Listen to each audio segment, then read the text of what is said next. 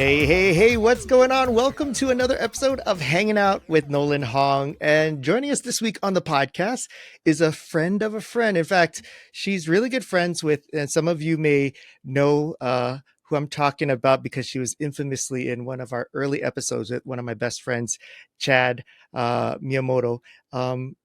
She wasn't planning to be on the episode, but was in the room, and she spent most of the episode shaking her head at me and Chad about being boys. But she's a good friend of our friend Brooke Nakamura. But she is a wonderful health enthusiast, someone who is passionate about health and wellness, especially when it comes to diet, and also changing the misconceptions about the keto diet. And so I'm excited to talk to her about that because I as many of you know, I have a lot of dietary issues and a history of diet things. And I know a lot of you listeners do too, but more than that, I think she's just a really interesting person as well. So we'll get to learn a lot about her. But ladies and gentlemen, please welcome our guest, Dr. Jodi Nishida, the Keto Doctor.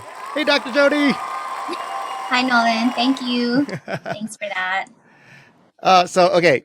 Before we even get into, your professional life and all that, I talked about how I know you through Brooke. Mhm. How do you know Brooke? I met Brooke around 10th grade in high school. Oh, wow. No way. So you guys Yeah, go way back.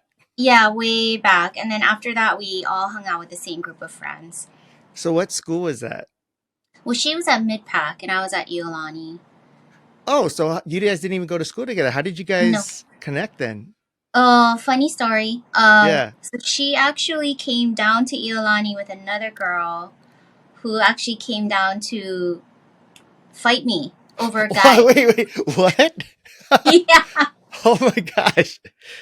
And Brooke had no plans to be part of the fight, but just kind of came along and was actually there to watch the varsity baseball game, which we stopped the whole game, and all of the players ran to the fence to watch me and this other girl going at it on the track. But yeah, so very funny story, and that was how we met. Okay, wait. So this is awesome. And I'm glad you're okay.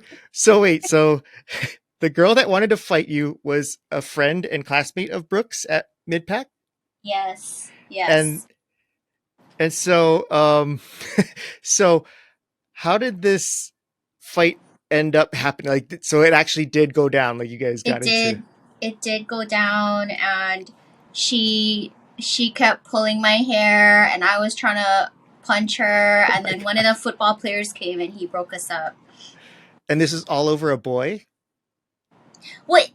I wasn't even with the guy, nor did I have any interest in him. So it was kind of Oh, yeah, I was a little blindsided, but throughout high school, she was with this guy who was my classmate at Iolani, and just okay. very like that with any girl who was a Yeah. potential threat. So yeah, and it continued for many years. It was crazy. Oh, so the fight didn't end it. It just kept going? But it was all one sided. It was all from her. So did you know she was on her way to school? Like, how did No, this? No. no, Oh, so it was a surprise attack. yeah. Like she found me, and I was hanging around near the track, and like I said, like a varsity baseball game was going on, and then someone yelled "fight," and the game stopped, and everyone ran. Like, how embarrassing is that? And I got put on probation because I got into a fight on campus. Even if it was self-defense, they Yeah, didn't care. no, Wow. Iolani's super strict like that. So I don't. So understanding the situation that this girl Yeah. came to fight you, this big controversy. Brooke follows her, but doesn't come for the fight. She comes to watch the baseball game instead. How do you become friends with the friend of the person who came to fight you? I know. You gotta ask Brooke that. Oh I yeah. don't really remember how we even started talking. I think it was just we had so many mutual friends. And that group I mentioned that we all hung out together in high school, the guy in question was part of that group. So Oh my gosh. yeah, everyone gelled eventually, and it is what it is, but y- yeah. Yeah, don't judge me. Dang. Got into No. fights in high school. I I judge Brooke more about this just because it's such a like Yeah. your side I understand, but the Brooke side is a weird part. I'm gonna have to ask her about that. And I think she just stood there, or like she sat there on the bleachers and just watched this whole thing happen. Like, Wouldn't this be so weird if it turns out after all these years she was like the mastermind that was telling mm-hmm, the other girl like, well, you know what she said about you. yeah, yeah. If she was a puppet master, right, behind all this, she better Oh not be. man. Well, Yeah, Brooke's gonna listen to this and she's gonna be so mad that I even brought that up. So, Brooke, so sorry. Don't come and fight me, okay, Brooke. I know, uh, right? so you went to Iolani. My wife went to Iolani too, so we got Nice. that kind of in common as well. But Yeah. Did you go there for kindergarten through senior year? No, I actually went to Punahou from first to eighth, and then I went to Whoa! Iolani from ninth through 12th. So, kind of against my will, I got moved to Iolani because my grandfather became the tennis coach there, and he wanted me to play for him, not Punahou. Oh, So I was holy moved. smokes! So Yeah. it's all over just tennis. That's it. It, like had nothing to do with the type of No, because education or I teaching was style. perfectly happy at Punahou. I've been there 8 years. I had all my Yeah, friends, and so that was a big change for me. But honestly, I'm lucky because I got the best of both worlds. yeah. Hmm. I know like a lot of people, like especially during those informative years, like eighth grade, intermediate Yeah. age is like such a big transition period just for you personality wise and Yes. hormonally and stuff like that. So for you to switch schools like that, you say now like you got the best of both worlds, but at the time, do you look back and see like how specifically that kind of molded you into what you ended up doing and becoming in I think life? it was a blessing in disguise for sure. I Yeah. mean, I actually, it was shocking. I felt more comfortable at Iolani because, back then it was all middle class Asian families, right? Which Mm. is what we Yeah, yeah. were. And so, it was more homogenous, I guess you could say. And so it was an easy transition. And all the students were super nice. My classmates are nice. So they Oh, didn't make good. it hard for me. Yeah. Yeah. I can imagine it probably then would be more difficult if it was reversed. Like you went from Iolani to Punahou, I think that would have been right? hard. Yeah, for sure. Because the Especially social because aspect is so different. Yeah. socially, Iolani and Punahou are just very different environments. So Yeah. you said you grew up in a middle class Asian family. What was your family like? What did your parents do? Did you have siblings and stuff? Yeah, I'm a middle child. My parents both worked in sales in different areas. My dad was in like shoes, originally in food, then shoes.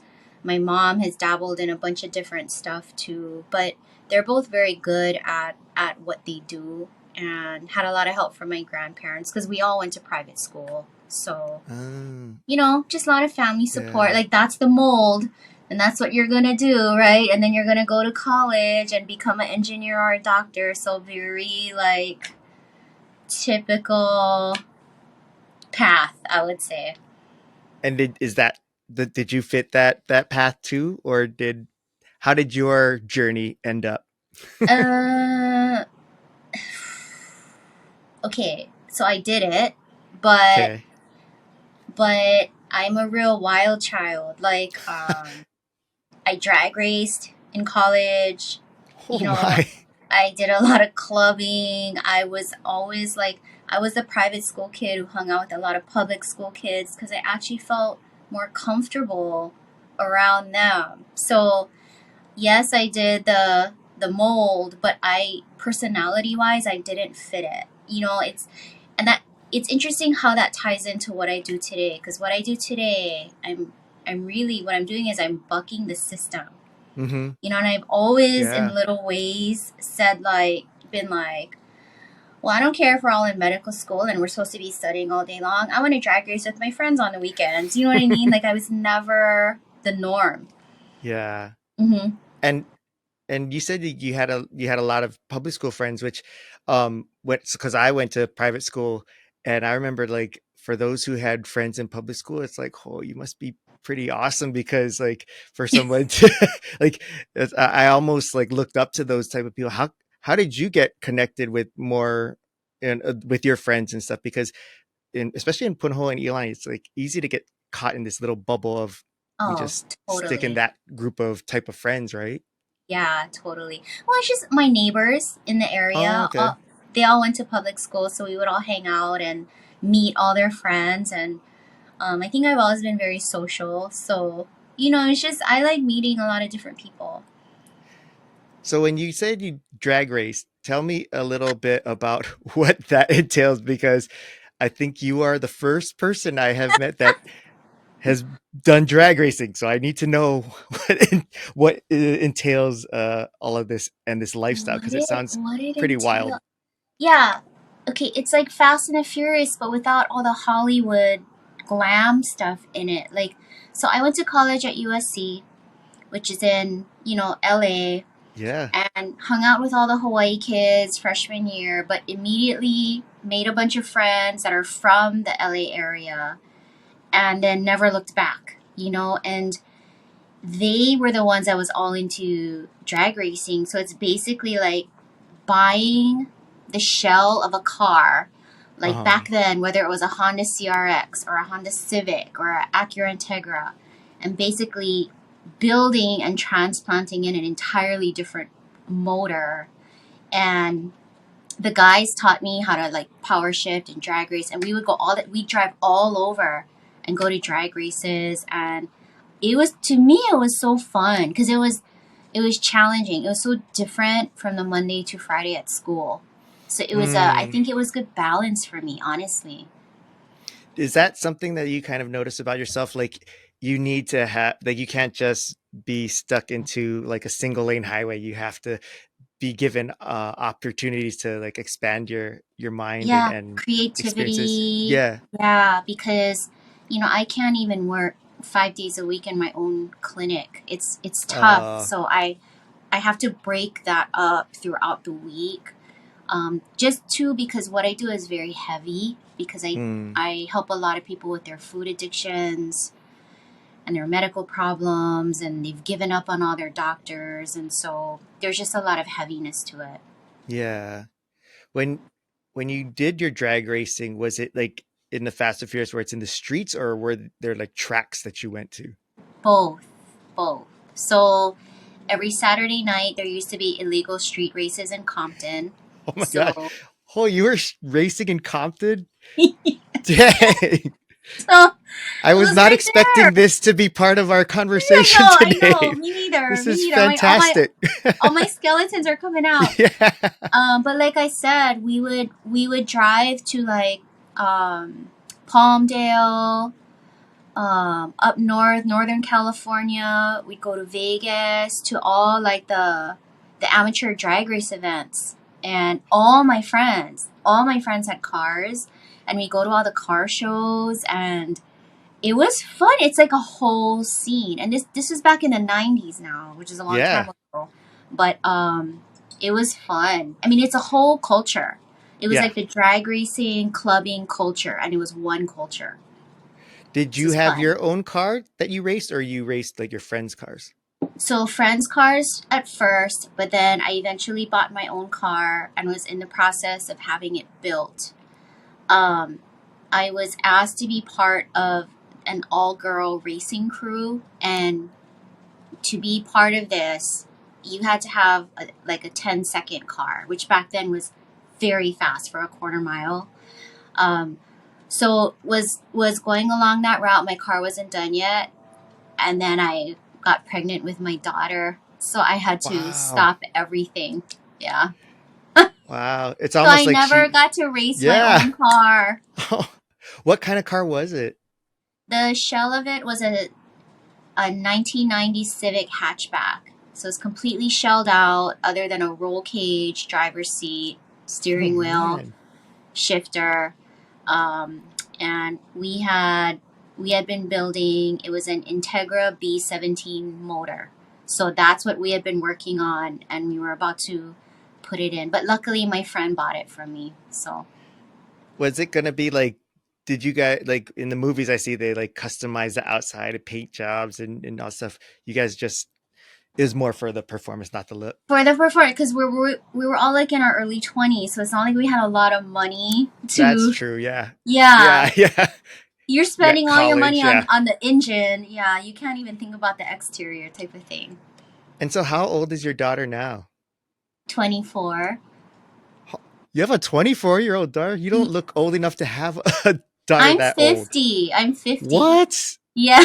Dang. That should Yeah. be the first thing you tell people. And then they'll go, "What is your secret?" And then you go, "Well, let me tell you." And then Yeah.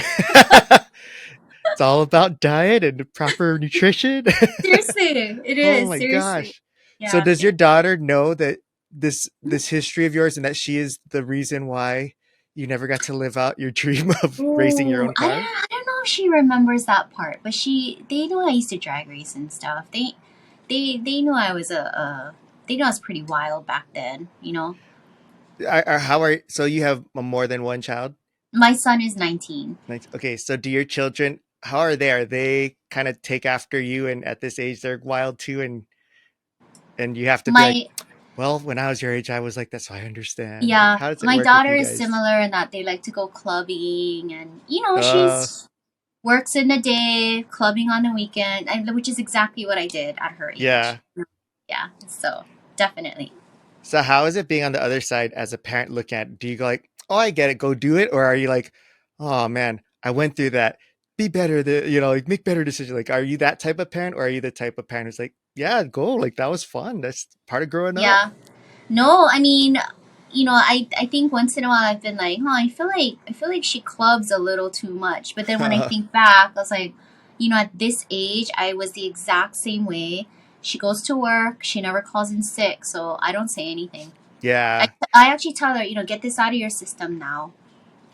And to your point too, like if she is your daughter, so she's probably like you where you need that balance, right? Yeah, Like yeah. it probably make her go insane if she didn't have that outlet and only did just the work and Yeah, things all could work, get no worse, yeah. play makes for Yeah. a unhappy person. Yeah. Man. Okay, so Sorry. no, no, no. One last question about the drag racing, and then we'll get out of it. Was there ever like a memory that was like the scariest? Like I know it was a lot of fun, but was there ever a scary moment? Whether it's like, Yeah, oh, there's big beef that went down, or like yeah. like anything that stands out for you? Oh, definitely. This one night, so on the mainland they don't beef, right? So people would Mm. just shoot, and so I was in college during the height of gang activity in LA. Oh wow. So there were the black gangs, the Mexican gangs, all the different Asian gangs, and they would show up at the races in Compton a lot. And it's interesting. See, if my parents had known this at the time, they would have pulled me out of college. But there was so much gun violence back then that you almost become numb to it. Okay, so what uh, I'm saying is like going to USC, we would hear gunshots every single night. oh my You, gosh. yeah, and it doesn't even phase you anymore. So we go to the street races in Compton, and there's this one weekend where some rival gang showed up, and this guy just started spraying bullets. So you learn very quickly to just hit the pavement, like just fall and hit the pavement, and then kind of like low crawl into the car, and then everyone starts like peeling out, right? Dang. But that was probably the scariest night of my life, actually. Yeah. Hmm. Dang. And I'm Yeah. wondering, like, because I assume, you know, ammunition and stuff is expensive. Like, how are these people affording to just be like going buck wild like that? Well, I think they were getting most of it illegally, right? Oh, Yeah. So none of these gangs had any legal stuff going on. this Yeah. shows you how naive I am that I and uneducated I am that I'm like thinking about the logical things of like affordability of But ammunition. I'm gonna tell you right now, out of like all the Hawaii kids that have ever gone to USC, I probably had one of the most unique experiences in my Heck time. yeah. Yeah. But it's because of who I chose to hang out with, right? Yeah. Yeah. So when you went to USC, was it to go to school for medicine? Yeah. So what made you choose to go that route? So I'm actually a pharmacist by trade. So I went to Oh, pharmacy school at USC, and they have a very good program. USC was my dad's dream, so I kind of got cornered into going to USC so he could live vicariously through me. But I have no complaints because I had a good time there. It's a great school. it's so interesting because it seems like a lot of your like big decisions were based on what others like your grandpa wanted you to go to Eli, so Yeah, you went there. Your dad wanted you to go to USC, so you went yeah, there. yeah, because I wanted to That's go to so public interesting. school in UH. That's what I That's wanted. very different from Iolani and Yeah, USC. right, exactly. But, back then no one cared about what I wanted. But, It yeah, but it was worked out fine. good though. That I, yeah, I think it all worked out okay. Yeah. yeah. So. So well, aside from going to USC because of your dad, why did you choose to go the route of pharmacy school? Was that somebody else? Was that your mom's decision? No, this is another other person's decision. Our college counselor at Iolani told like every female in our class that if they wanted to make good money, they should become a pharmacist. And Wow. like six of us did in my class. And he had this pitch. He's like, if you want to work a good schedule and make a lot of money as a female, you should be a pharmacist. And so six of us were like, okay, that sounds good. I mean, that was literally at the time the amount of thought that I put into it. Wow. But as I got deeper into it, um, yeah, I could have been a MD doctor, but I didn't want to have to see certain things like gross stuff. Do you know what I mean? Mm. I So can think in of several different gross things that yeah, you would have to yeah, look at. Yeah, yeah. yeah. So like I would definitely never want to be a surgeon or anything like Yeah. that. But in pharmacy, especially if you work in the hospitals in the mainland, you're like right there in the trenches with the Mm. doctors actually, but you don't have to necessarily do anything hands on. Gotcha. So that's what appealed to me over time. Mm. And so Yeah. is that what you went into early in your profession is Early in my career, I pharmacy? was in hospital pharmacy up in LA. Then I moved home and I ended up working at Long's, which killed my soul. Like, Mm. oh, How being come? a Long's pharmacist is tough. It's so stressful and it's like so exhausting because people are on so many medications. It's crazy. Oh. How is it? Why would that be different than at the hospital pharmacy? Because I would think Because it's kind of same, right? hospital, you're only dealing with the patients in the hospital on any given day, right? So Oh. the volume is not crazy, and the quality of the work that you do as a pharmacist in the hospital, it's much more clinical, it's much more interesting. Oh, Counting interesting. pills by five all day long, answering the phone, dealing with angry customers, dealing with angry doctors like on the phone is not fun. Oh. So It, I only did that for about 3 years, and then I was just like, I can't do this anymore. and then so before that experience though, did you feel fulfillment and did you enjoy the idea of, medicine and in that Yeah, world? I did. I did very much in the hospital, but when I moved back home, the hospital jobs here are few and far between. The What pharmacists was don't leave, so once they get in, they're Oh, there till they retire. oh wow. So there's so few slots. Yeah. Yeah. What was it about it that you did enjoy about doing that type of work and being in Because that kind of you work right side by side with the doctors. So you round with mm, them in the mornings, looking at all the patients that they're covering. They will often defer to you to figure out the medications, the dosing, the monitoring, all of that. So it's very involved in the patient's care. And I'm not dissing MDs in any way, but in the hospital they look at the patient, they look at the chart, they look at the labs, and then they basically tell everyone else what to do. And then they mm. leave. You know what I Oh mean? yeah, yeah. It really is what happens. But it's kind of fun because, you get to do a lot of patient care type of activities. Is that experience, like seeing the direct result of helping people in need, kind of what planted the seed for you to kind of eventually get into what you're doing now? Which, because what you're doing now, it seems like there's so much of a deep connection for you on a emotional and personal level of wanting to help people Yeah, and change their lives for the better. yeah. So I'm just curious how it, where how that No, transition happened. no, this all kind of caught me by surprise about six years ago because a colleague mentioned keto to me, and I was like, "What's keto?" And he was like, "You should research it. I think you would think it was really interesting."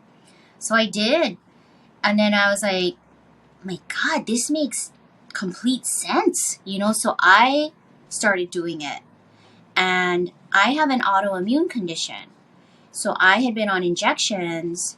I used to have to inject myself every week, and I did that for 13 years.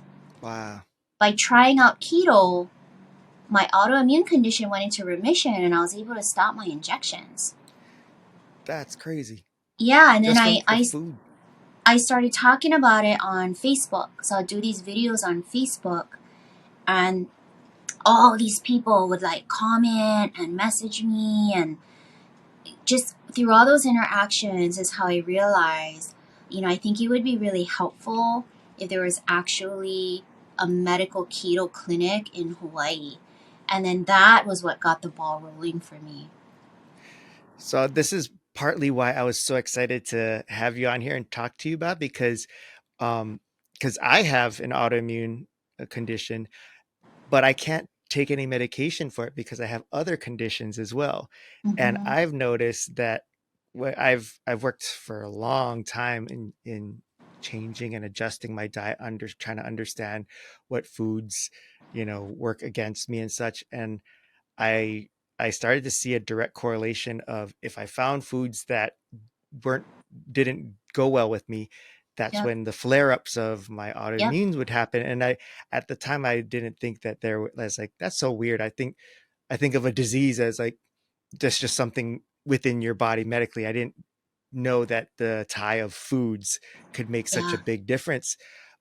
So when you were telling me a little bit about that when we first met, I was like, I really need to learn more about this, because I still don't quite I still have my issues and come up, and it's always a battle with Yep. what foods I can and cannot eat, and things are always changing as I try to, heal my body and stuff. But um, Mm. when you were going into learning about the keto diet and stuff, how did it, because when you and I talked about, you mentioned that there's a lot of misconceptions, a lot of incorrect things. So when people hear keto, they might think of the more commercialized version of it that is not necessarily what you're talking about. How did you find it where you could see what you know about and are trying to educate people on it, versus what kind of, I bet when people heard this, they're like, oh yeah, keto, I did that before for a couple months, and whatever, Yeah. like a Yeah. fad type of diet. How is Yeah. your understanding different from what kind of maybe the general population tends to think it is? And this is an important discussion because there's so much misconception about it, right? So when I first learned about it and I was trying to figure out how to do it off of podcasts and YouTube and books I was reading, I did it wrong back then, and my knee blew up. Like my knee was huge. It was just swollen. And I went to an orthopedist and he was like, "You have gout." And I was like, "I don't have gout." And he goes, "You have gout. I'm telling you. What have you been eating?" Well, back then, one of the misconceptions about keto was everyone was eating a lot of salami and cheese, and that was considered Oh. keto. And I was eating a ton of salami and cheese. So I think the nitrites and the nitrates in the salami is what started affecting my joints. So where it worked initially, then I started having all these Oh. side effects. So then I started digging deeper into how to do it correctly. Now there's actually an accrediting body, a medical society, and they make sure that the keto doctors like myself that get accredited know how to do it right. So there's an actual program that you have to go through. And so, I was lucky to be part of that a few years ago. And I'm very active with that medical society now, because when you go to your doctor and you say, oh yeah, hey, by the way, I'm doing keto, 90% of them will tell you, oh, don't do keto, because they still think it's the salami and cheese, the bacon and cheese, the pork rinds diet. And it's not. That's not how you do keto at all. How did it get to that point? Was it because at the time, like they're like, here's examples of some food, and people were just like, ooh, bacon. I love Yes, bacon. And they just said, I'm just gonna eat only bacon. And they're like, no, it's no, no, that's not how social you do it. media's fault. Oh, Because the algorithm doesn't always reward and promote the right accounts. Be- uh, okay, and this is what's interesting is, as a licensed medical professional, I cannot say how to do keto on social media. I can actually oh, lose my license for that, because wow. that is considered dispensing medical advice. Oh, that's true. Yeah, because Yes. like other like orthopedists, like they can't be like, hey No. guys, But right? if you go on Instagram and you're like, hey guys, I'm Nolan Hong and this is how you do keto, you can get away with it all day long. Oh, crazy. Yes. So what about like if okay, let's say I did do that. I'm like, keto is this. Eat salami and cheese every day, 24 hours a day. As a keto medical professional that's on your side, you can't give advice, but can you at least comment, go, that's not correct? Or does that count as medical advice? Yeah. No, no, no. We can comment and we can Oh, comment okay, okay. and say stuff. But, honestly, most of us don't have time. Like, I Yeah. actually spend very little time on social media. I like post and I get off typically. Mm-hmm. Um, but it's a problem because keto, clean keto. So there's clean keto and there's dirty keto. Clean keto saves lives. It changes lives, it reverses medical conditions, it reduces inflammation. Doctors are not trained in food or hormones or gut health or any of these things that matter so much for overall health today. They've got no training in it, you know? And what's really cool about this keto doctor community that started about 6 to 10 years ago and is really starting to grow worldwide is we're finally focusing on the root cause of everyone's medical problems. Western medicine is look at your labs, write a prescription. I'll see you in 3 months. Yeah. Yeah. That is the definition of Western medicine. Yeah. Whereas I'm like, all right, walk me through your entire day, typical day. What are you eating and drinking? Like it's a very different approach, but it's all based in food, because everything you eat then touches your gut lining, and that's what affects your health from head to toe. Why do you think that's happening now, where that shift in focus is finally going to that versus, yeah, ever since I can remember, the typical thing was go to the doctor, get a prescription, and that's it, which was my life all these years, and Mine too. it was making it worse, it seemed like. Well, you just answered the question. It's because we're starting to get more woke and see all these things we were told about how to eat, and this approach we've been using in medicine for the last 50 years, it clearly is not working. People are more overweight than ever. People are sicker than ever. We have medical conditions that exist today that did not exist 50, 60, 70 years ago. Mm. And it's because of food. Is it because of the here in America, like it's a lot of bad foods and there's no regulations in like the things that go into like the soils and all, like is it because it Oh, goes that yeah, deep? it's that deep. So it Wow. does. It starts with the soil and the pesticides and Hmm. how we're raising livestock and how we're doing agriculture. Then it bleeds into how all the FDA guys are completely on everyone's payroll. And so are all of our government officials, right, that approve guidelines and all of these things. And when you look at the ingredients in food, I think you know that you can't pronounce half of them. Yeah. Like what is that? It like when you eat a steak, the only ingredient in steak is beef. Yeah. You know what I'm saying? Like, Hmm. but if you eat a Domino's pizza, holy cow, have you ever looked at the ingredient list in a Domino's pizza? It's 50 things long, and 3/4 of these things you can't pronounce. Yeah. And that's the problem. That makes sense. And we got lazier as a society. God forbid we get out of our car to walk to get food. Now we just sit in our car and go through a drive-through, right? So it's Yeah. like it's a compounding of all of these things. So with the misconception about keto being out there because it got tagged so incorrectly, Yeah. would it make sense to maybe rebrand what you're doing, which clean keto, into something else, just so that you don't have that um, problem where the general public, when they hear keto doctor, go like, shut it off because I tried it before and it didn't work. When you're like having to have to go uphill and be like, oh no, let me explain, what you did is dirty keto, what I'm talking about Right. is clean keto. Like, is there Yeah. maybe a point of like, let's just call it something else? you know Yeah. I wish I could. I'm pretty sure I'm actually the one that coined the phrase clean keto. And I plastered it all over my social media and website because I had to differentiate so mm, people's doctors would stop pushing back on what we were doing.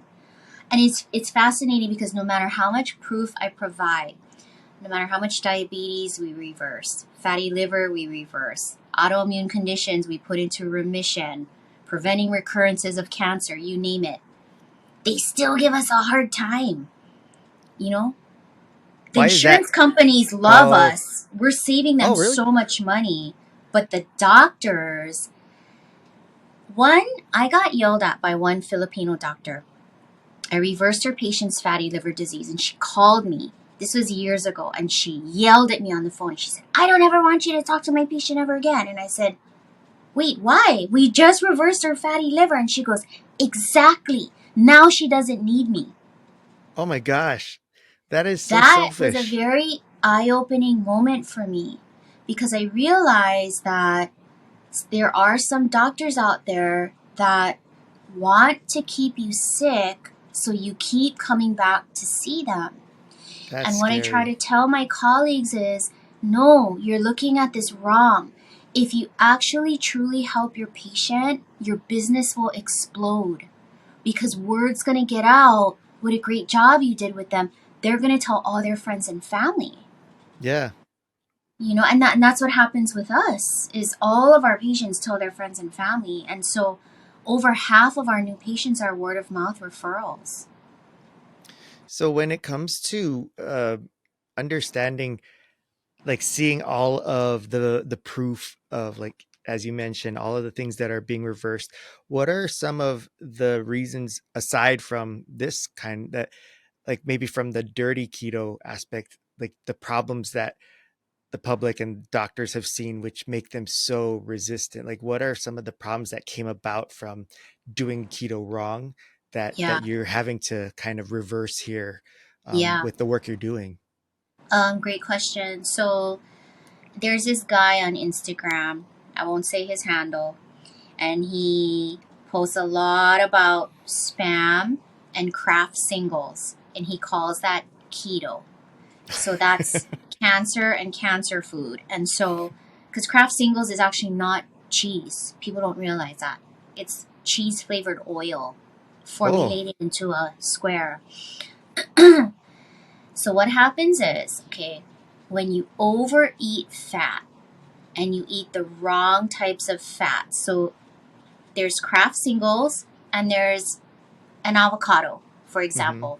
One is clean, one is dirty. When you overeat bad fat, you place a lot of stress on your gallbladder. And so a lot of people that were doing keto wrong were ending up in the ER and would have to get their Oh, gallbladder removed. dang. Yeah. For those listening, Yeah. because I'm smart, I know. What does a gallbladder do? So the gallbladder makes bile, and the bile goes into your intestines, and it helps to digest food, especially fats. So Dang, so fats that's and super cholesterol. important. So to It's get that thing removed, like that's gonna really affect your life, right? Well, no, no, no. You can do okay without it. You just have to kind of watch the quantities of certain foods that you eat, or you'll get like really bad diarrhea type of thing. Oh man. Yeah, That sounds but like a pretty bad effect to me. yeah. So a lot of that was happening, Yeah. But I have faith because society is different now. People, there's so much information available, right? Mm-hmm. There's a lot of info, and I think patients and consumers are becoming a lot more proactive about their health in general. So I don't ever Yeah. see this going away. I only see it getting bigger because there are so many people that do not want to rely on medications for the rest of their life. How scary though is it because to that point of there's so much information out there, the Mhm. negative is there's a lot of bad information too. Yeah. So like how difficult has it been to because I would think that would be what would turn someone like me off is if when I hear if I didn't know you and I heard Mm-hmm. about it, like go check out keto, clean keto. I'd look it up and I'd be like, oh, it's just so much. Like I don't know what to believe. Like how can it make it easier for someone who's looking into it to decipher what's good information and what's bad information? Yeah, I mean, if you're on a website, for example, and it's telling you to eat a lot of fatty meats and dairy, that's going to be a red flag for you. I see.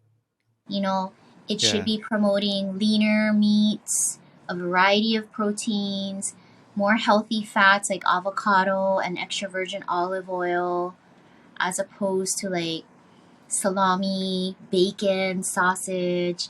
If it's telling you you can eat as much pork rinds as you want, that's a red flag too, Okay. you know. That's really good Or to know. yeah, or if it's Yeah. saying, yeah, you can eat all these packaged keto treats, that's a red Oh, flag. why Because is most that? of the stuff in the stores that say keto are actually not truly keto. It's all marketing gimmick. Oh, that's super important to know. Yeah, Because, the keto yeah, I bread at see it a lot. Costco, Yeah. not keto. Wow. See, that's really helpful because to hear that, those examples Mm-hmm. already eases my mind of like, okay, now I have an idea Yeah, of how to decipher between, good information and bad. Because prior to you giving those examples, I could already feel like I was like, it's everywhere. Keto this, uh, keto that. This person talking about it, that person that I would have gotten a little overwhelmed. for But sure. even just the few bits that you just shared there, it's like, oh, that eliminates a gang load of Oh, noise good. for Yeah, me in my head, you yeah, know? good. Yeah, good, Yeah. good. Yeah, too much information. This next question is an aside. So Mm-hmm. I apologize, but this is just for my own personal. So when my stepkids, when we go to eat like say pho, we get beef brisket. It's a fatty beef.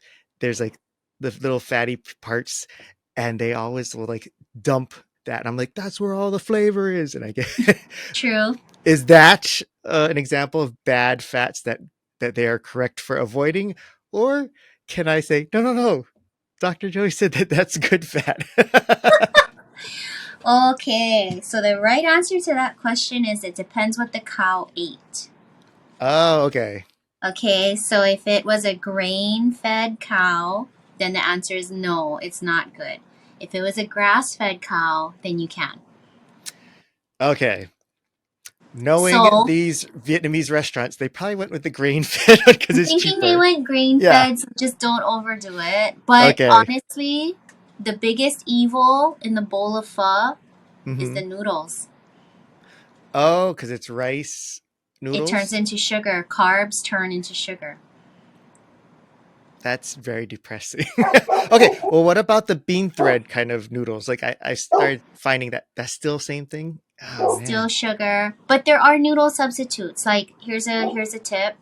There are these kelp noodles. It's called kelp noodle. You can get it Uh-huh. on Amazon and it's made from kelp. And I actually will bring that with me to ramen and pho and I'll ask them, can you just put my noodle inside instead? And it tastes amazing. Oh, that's a good idea. Yeah. I bring my Okay. own zucchini noodles to Italian restaurants too. That's a great idea because like I always feel like I can't eat anywhere because like I can't have a intolerance to gluten and dairy and eggs and stuff. And so I Yeah. usually just like eat like a something really basic and watch everyone eat some delicious food. But No, I have all the tips and tricks. I have so many patients exactly like you. that's sad but also encouraging. Like I'm sad that Yeah. there are a lot of people that are like me, but I'm also encouraged to know that you're helping so many people like myself because yeah, I think there's a lot of people who just that I talk to too that they just think this is their life, this is their reality. It's like nothing you can do about it. So Yeah. to hear you go, no, no, What you actually have, one way of looking at it, is you've developed an intolerance to the bad stuff in food. Because remember earlier I said there's a lot of bad stuff in food nowadays. yeah, And so, like gluten intolerance, we're actually all gluten intolerant. It just affects oh, us to varying degrees because grains are actually not our friend.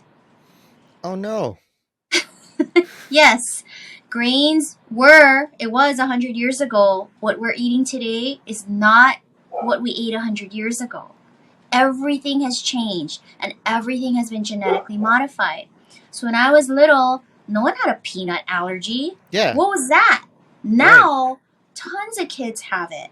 But it's because that's the human body saying, hey, guys, this food is not right and it doesn't agree with me. And that's what an intolerance or an allergy is. And that's everyone's sign. Like, if this allergy exists, we need to look into this deeper for everyone. I'm so glad you explained that because like it's so common where you hear people be like, "Oh, this generation, they're so soft. Like there's all these allergies and gluten allergies and like back then we never had that." And it's almost as if like we're making it up. But I'm like, "No, when I eat this stuff, I get Yep. like I throw up and like it's bad. Like I have something I can't avoid. I would love to eat bread again because I miss sandwiches, but I can't. So it's not something that I drummed up in my brain. Yeah. So for you to explain it of how that happened and why makes so much sense. So I actually view someone like you as lucky because your body is violently rejecting these toxins that were eventually probably going to kill you anyway.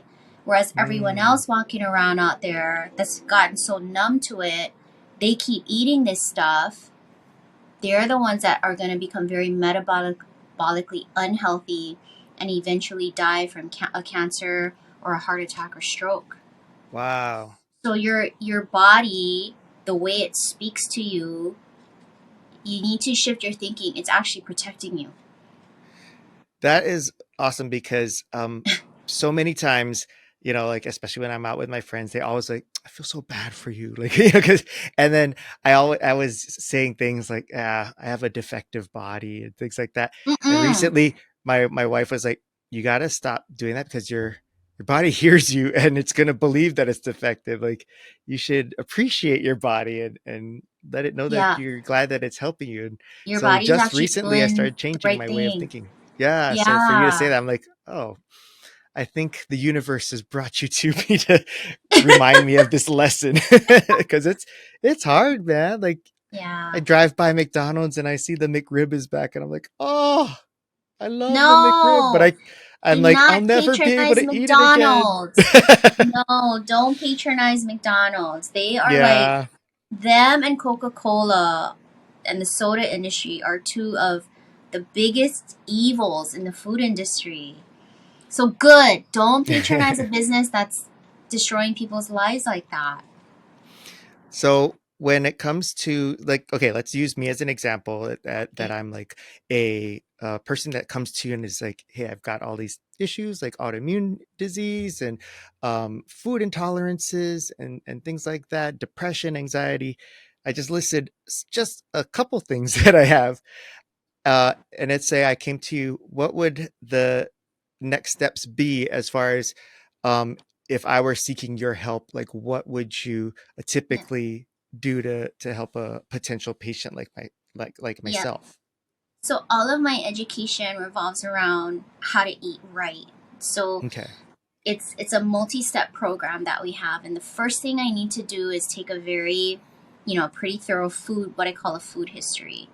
And depending on your answers, for most people, the first step is I have to correctly wean you off of carbs and sugar. I do this over a 2 week period in a very specific manner because not only is it the safer way to do it, but it also simultaneously addresses your food addictions without you realizing it. And Mm. that's a very important piece of what we do is we really help people with their food and sugar addictions. Then I teach you, I have a food list. So I have this food list that's 3 years of my brain and experience on one sheet of paper. And I teach you how to put your meals and your plate together. So Ah. the right amount of protein, the right amount of veggies, the right amount of healthy fat, and what falls under those three categories. I teach you how to eat out. I teach you how to grocery shop. We make sure you know how to cook. We make sure you're not bored. I have a whole patient community support group in place. Um, we even do like 2 to 3 dinner outings a year type of thing. Oh, Like fun. it's a whole tribe, That's basically, awesome. that I've created of people that have realized that the carbs and the sugar that they used to eat is what got them to where they were, and they have chosen to give it up. Why was it important? Because there's so many times when people have talked about like going on, say, like diet programs and whatnot, and it's so difficult. When you said that you have like this tribe that you've built, that really kind of, lit something in me because I feel like that's something different and unique from what I hear from other things. But it also makes me feel like that would make such a huge difference. Why was that creating this tribe support system, these outings and such, like why was that such an important focus for you to include in the things Because that you're doing? people fall off the wagon all the time, because there's the holiday season, which is just filled with sweets and treats. There's baby parties, grad parties, weddings, anniversary celebrations, birthdays. And so all month, all year long, you're bombarded with temptation. And Yeah. so you have to have support, right? And so I am one person, so I cannot do everything for all of my patients. And that was where I have to create this village, basically, because it takes a village. It takes a village to rehab someone off of their carb and sugar addiction permanently, because there are relapses. And so it was also important because so many people will experience like they eat out with their friends or they go to a family potluck. They skip the rice and the noodles, and Auntie Barbara's like, how come you're not eating rice and Yeah. noodles? Oh, because I'm doing keto. You did what? Why are you Yeah. doing Yeah. that? And then you just get hate, Yes. right? Yeah. And these all of these things, or their doctors telling them don't do keto, like, and that was why we had to kind of just band together and just have this community, because you're up against so many different things. And I'm like, Yeah. that blows my mind, because here my patients are. They're all shrinking in size. They all look better than they ever have. They're off their meds. They're thriving. And their friends are like, are you okay or what? Is everything okay? Like, because you lost weight and you got healthy. But all the years you were slowly gaining weight, no one asked if you were okay. They were Yeah. still baking you brownies and cookies type of thing. So, like, our society is so, so backwards. Yeah. Well, if they ever met my Chinese aunties, the aunties would let them know if they're gaining weight. Like, Same in Korean families, too. oh yeah. No, Same. I went through I went through the same thing too. Like I wasn't on a specific diet that I could give a name. I was just like I at one point was getting so sick that I just like cut out almost everything and just like picked out like a handful of ingredients that I knew that didn't make me sick, so that's all I'm going to eat. And people, when we'd get together or go to barbecues or whatever, they would ask, they just keep asking me. It wouldn't just be like, oh, I'm just eating this. And they go, oh, why? And I say, oh, because, I have intolerance to some other stuff. And they didn't leave it. They would go like what? Like, how come you can't, can you eat this? Can you eat that? Can you eat this? Like, what happens? And what doctor told you this? And what is it called? What's the condition? And I started to get anxiety Mm, where I didn't even want yep. to go out anymore because I just didn't want Oh, people to ask me. And I yep. felt like there's almost like, and it wasn't coming from a place of that they didn't believe me, but I felt like it. Like I was like, am I a liar? Like, am I making this up? Like, Oh, like it made me feel like I'm just being over dramatic and stuff. And so, hearing you explain, why you've created this tribe and why that's so important, like totally speaks to the experiences that I have. And yeah.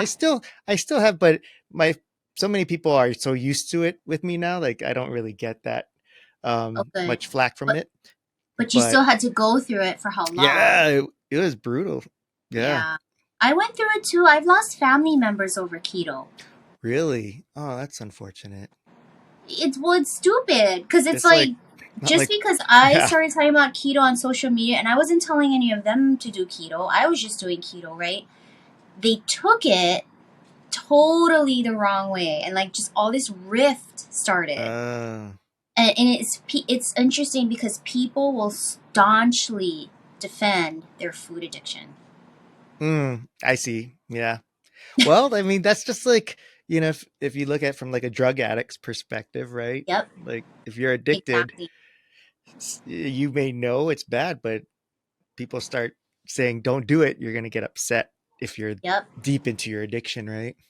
yep, yep. It's so funny that you're talking about food and addictions, and I, for the longest time, felt that way. Like I grew up on junk food and stuff because I was a only child raised by a single mom, and Hmm. so she'd come home late at night, and all she had to get for dinner for me was like Taco Bell or Burger Yep. King, and stuff. And then I loved candy, and so Hmm. I kind of was like the candy man at school. Like my backpack wouldn't be filled with books; it'd be filled with candies, and the kids would Wow. know, like, "Hey, what do you have today?" And I just like passing out, like, "Okay, you can have some of these gummy bears, whatever." But Wow. yeah, so and I love sugar, and I've cut it out because it makes me really sick. But people would say like, once you cut out sugar for like 3 months, you'll never crave it again. It's been years, and to this day, every day, I still wake up like, I really want sugar. Like I Yeah. want a Slurpee, but I know I'll get sick, so that's what keeps me from doing it. But Yeah. it's a It's it's so a tough powerful. deal. Yeah.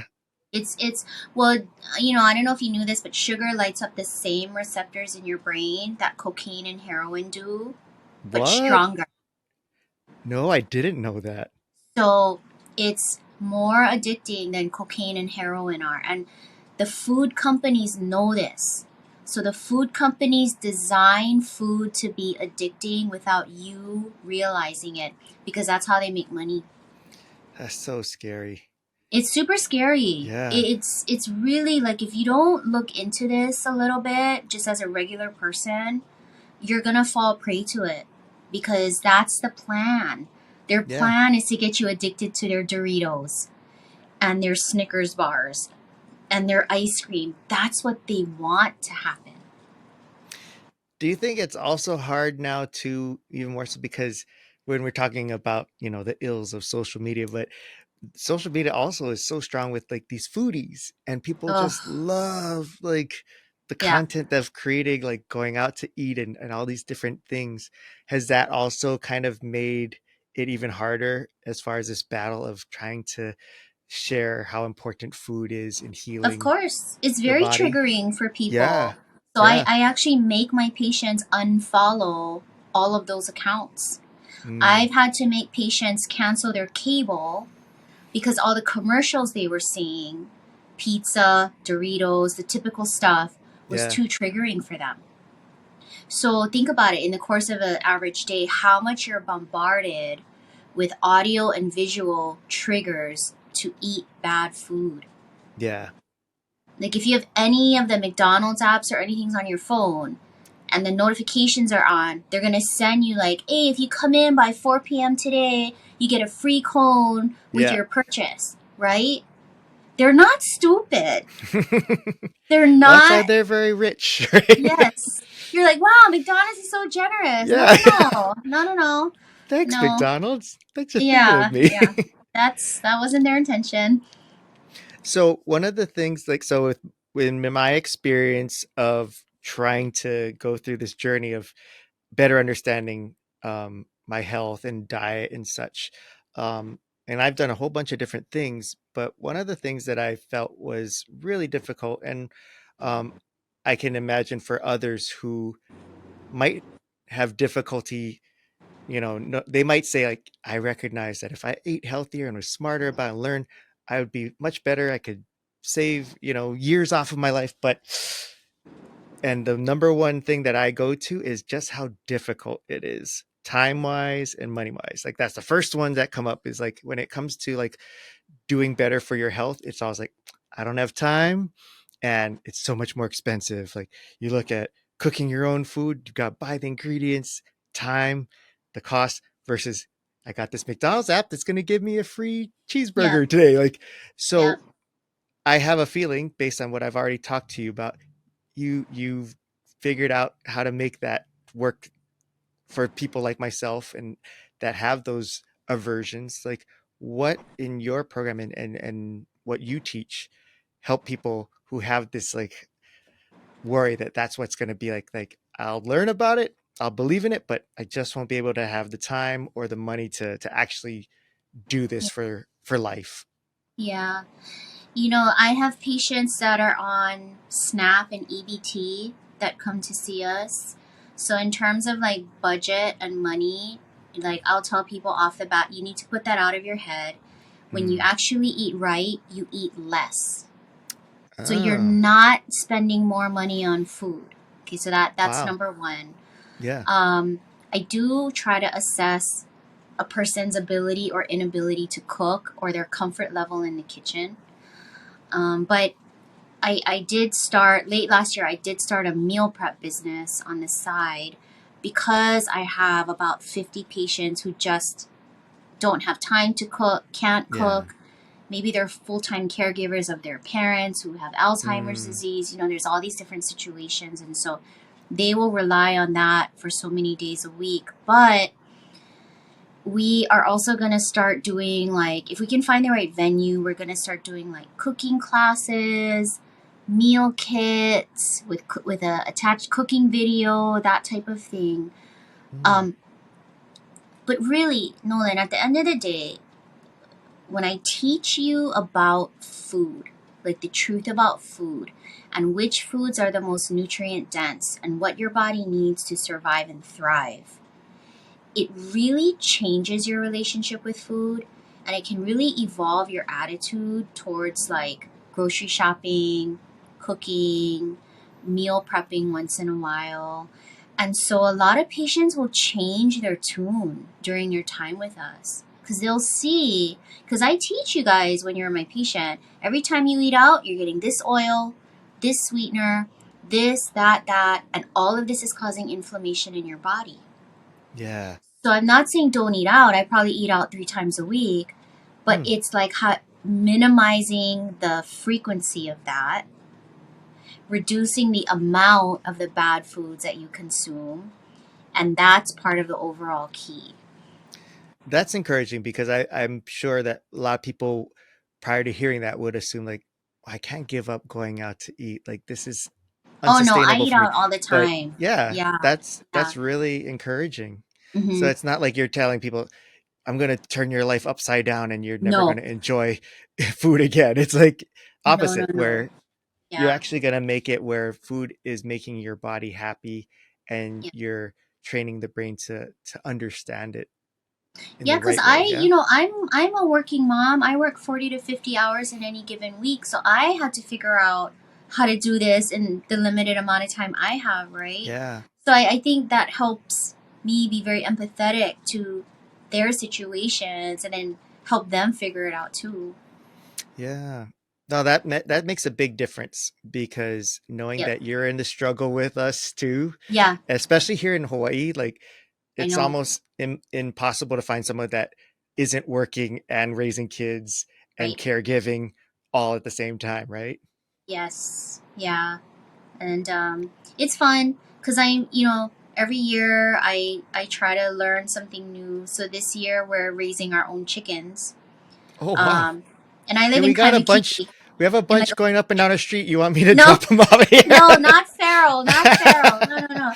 Like it's so we can have our own eggs. Hmm. But so next year I'm gonna start doing chicken classes for my patients Wow. because they look at all my posts and they know what's coming. They said like they know that I'm gonna try to encourage all of them to raise their own hens too. Because it's very doable. It's very doable at in your yard.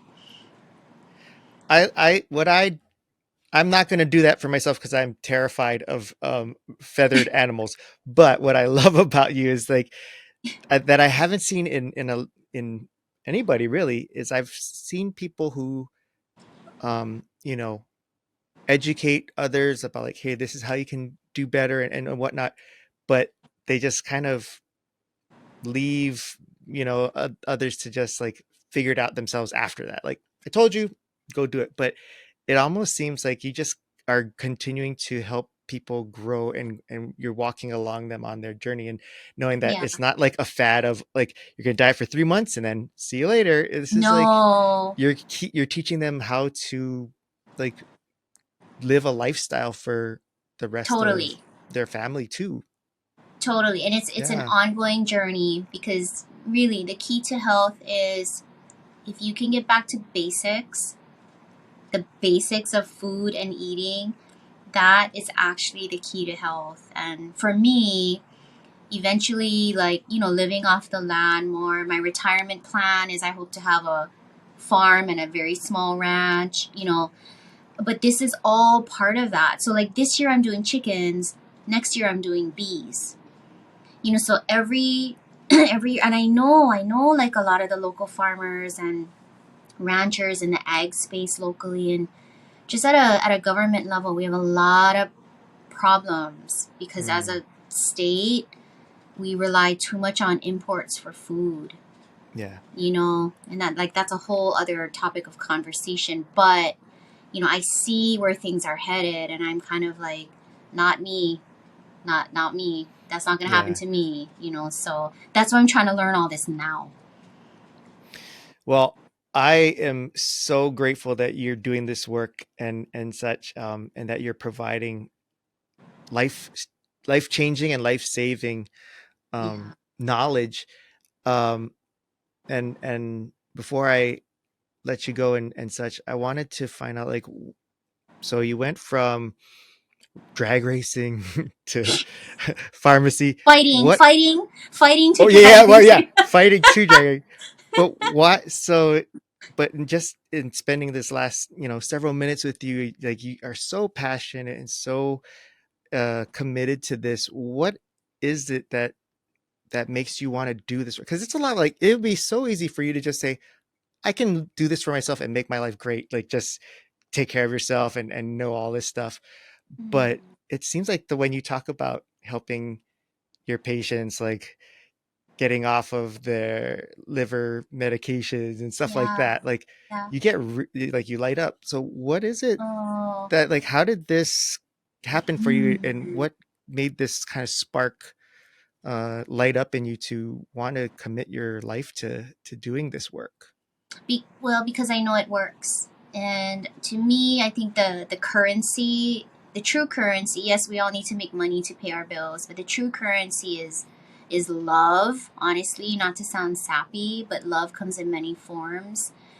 And it's important to me to contribute positively to society in any way, shape, or form that I can, because I want that to be my legacy after I pass away.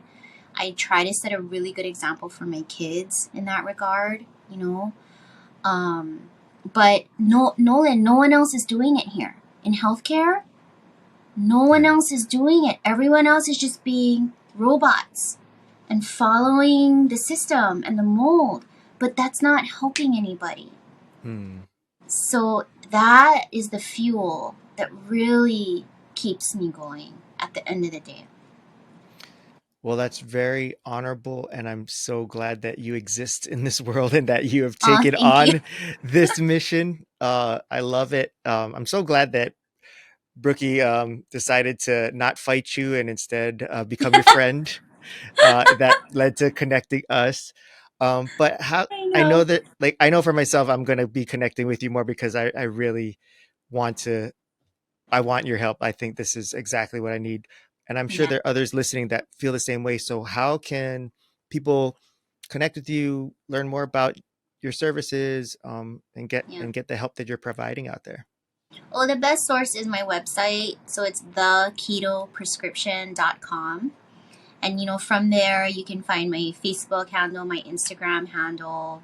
Um, it, it Following me on social media too will give you a good idea of like my personality, because the doctor that you see, their personality has to resonate with you, in my opinion. Mm.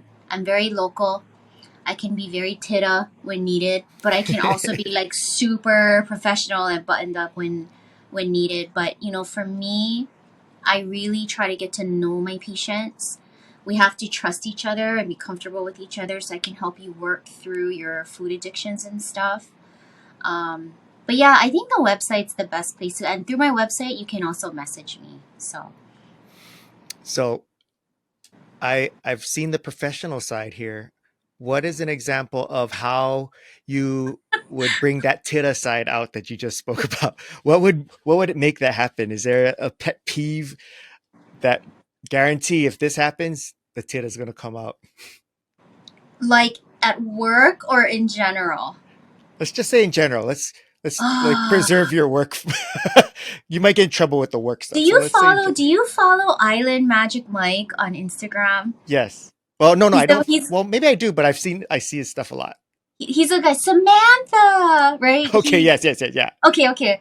So he did this one reel. I was dying of um local chicks when they drive. Yeah, Okay, yeah, yeah. did you see that one? Yes.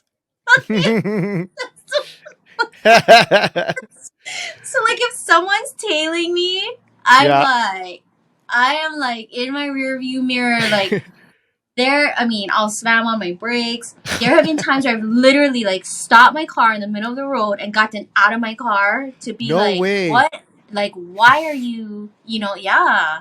Like, so definitely, if you see me on the road, people don't tail me like that. Like, I don't drive slow either. That's the thing. Yeah, you're a former drag racer. You know your Yeah, way yeah, around. exactly. No, but That's a terrible combination of upsetting you on in a car and knowing your pugilistic background of you're not afraid to get into a beef. I'm not. It's terrible. I'm so old. I need to stop. Some may be turned off by this. I love you more for it. Like, you are good people. I'm normal. I'm normal. Yeah, yeah. Yeah. This has been awesome. Thank you so much for taking Thank the time you. to hang out, and thank you for all the work you're doing. And I'm really excited to continue to. Yeah. We're gonna be connecting more later, but as far as this past hour or so, this has been awesome. Thank you so much. Thank you, Nolan. Thank you.